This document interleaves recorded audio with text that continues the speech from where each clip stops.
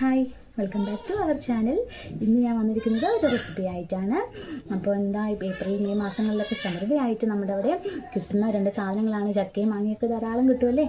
അപ്പോൾ ഇന്ന് ഞാൻ വന്നത് ചക്ക കൊണ്ടുണ്ടാക്കുന്നൊരു റെസിപ്പി പരിചയപ്പെടുത്താനാണ്. ചക്ക വറ്റൽ, ചക്ക ചിപ്സ്, അങ്ങനെ എന്ത് പേരിട്ട് വേണമെങ്കിലും നമുക്കതിനെ വിളിക്കാം. അപ്പോൾ അതുണ്ടാക്കാനാണ്. So let's go to the video. Sound കേൾക്കാം, ബാക്കിൽ കുറേ സൗണ്ടുകളൊക്കെ കേൾക്കാം. ഇവിടെ എനിക്കൊരു കുഞ്ഞു ഭാവിയുണ്ട്, അവളുടെ സൗണ്ടാണ്. അപ്പോൾ എല്ലാവരും അതൊക്കെ ഒന്ന് ക്ഷമിക്കണം കേട്ടോ. ആദ്യം നമുക്ക് ഒരു പീസ് ചക്ക എടുക്കാം. അധികം പഴുക്കാത്ത ചക്ക വേണം നമ്മളിതിനെടുക്കാൻ, അപ്പോഴായിരിക്കും നല്ല ടേസ്റ്റ് ഉണ്ടാവുക. പിന്നെ എന്നിട്ട് അതിനെ നമ്മൾ നല്ല അതിൻ്റെ ഓരോ ചുളയായിട്ട് ഒരു പാത്രത്തിലേക്ക് ഞാൻ ഓരോന്നായിട്ട് പറിച്ചിടുകയാണ് കേട്ടോ. അപ്പോൾ കയ്യിൽ ലേശം എണ്ണയൊക്കെ ഇടുകയാണെങ്കിൽ അതിൽ മേലെ പറ്റി പിടിച്ച പശയൊക്കെ ഇല്ലേ, അതൊന്നും നമ്മുടെ കയ്യിൽ ആവാതെ ഇരിക്കും. സോ നമ്മളങ്ങനെ ചെയ്യാം. എന്നിട്ട് അതെല്ലാം പറിച്ചിട്ട് ശേഷം എന്താ ചെയ്യേണ്ടത്, അത് കുഞ്ഞു കുഞ്ഞു പീസ് ചക്ക വറ്റൽ നമ്മൾ കണ്ടിട്ടില്ലേ, ആ ഒരു നീളമായിട്ട് അതിനെ മുറിച്ചെടുക്കുകയാണ്. അങ്ങനെ ഓരോന്നും നമുക്ക് ചെയ്യാം.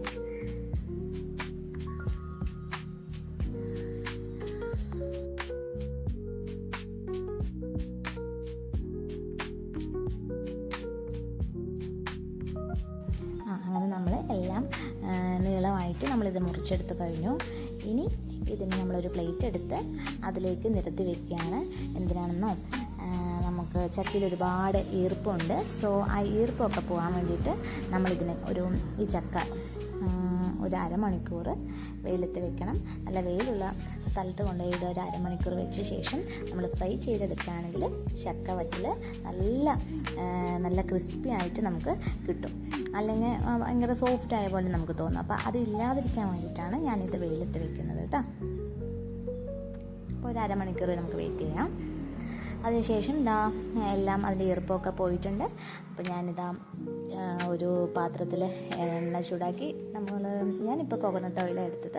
സോ വെളിച്ചെണ്ണ തന്നെയാണ് നമുക്ക് നല്ലത്, വെളിച്ചെണ്ണയാണല്ലോ. അപ്പോൾ നിങ്ങളും വെളിച്ചെണ്ണ എടുക്കാം, അല്ലെങ്കിൽ വേറെ എണ്ണയാണ് ഉള്ളതെങ്കിൽ അതും എടുത്തോളൂ കേട്ടോ.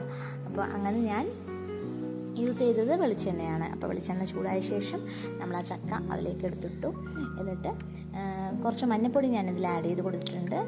കുറച്ചൊന്ന് ഫ്രൈ ആയി വന്ന ശേഷമാണ് കുറച്ച് ഫ്രൈ ആയി വന്ന ശേഷം ഇത്തിരി വെള്ളത്തിൽ കുറച്ച് ഉപ്പിട്ടിട്ട് അതും ഞാൻ ഒഴിച്ചു കൊടുത്തു. എന്നിട്ട് അത് നന്നായി ഒന്ന് ഫ്രൈ ആവട്ടെ കേട്ടോ. ജസ്റ്റ് ഒന്ന് ഇളക്കി കൊടുക്കാം. പതുക്കെ ലോ ഫ്ലെയിമിൽ വെച്ചിട്ട് വേണം ഇത് കുക്ക് ചെയ്യാൻ. നമ്മൾ ഹൈ ഫ്ലെയിമിൽ വെക്കുകയാണെങ്കിൽ പെട്ടെന്ന് കരിഞ്ഞു പോകും. പിന്നെ നമ്മൾ ഉദ്ദേശിച്ച രീതിയിൽ ഇതൊന്നും വരില്ല. അപ്പോൾ എപ്പോഴും നമ്മൾ ഫ്ലെയിം കുറച്ച് വയ്ക്കുക.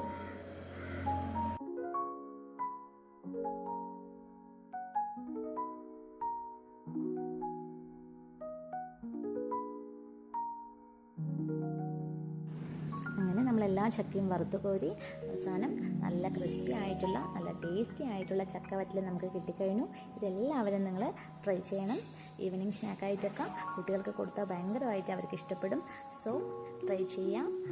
അപ്പോൾ വീണ്ടും നമുക്ക് അടുത്ത വീഡിയോ ആയിട്ട് വീണ്ടും കാണാം. Bye bye.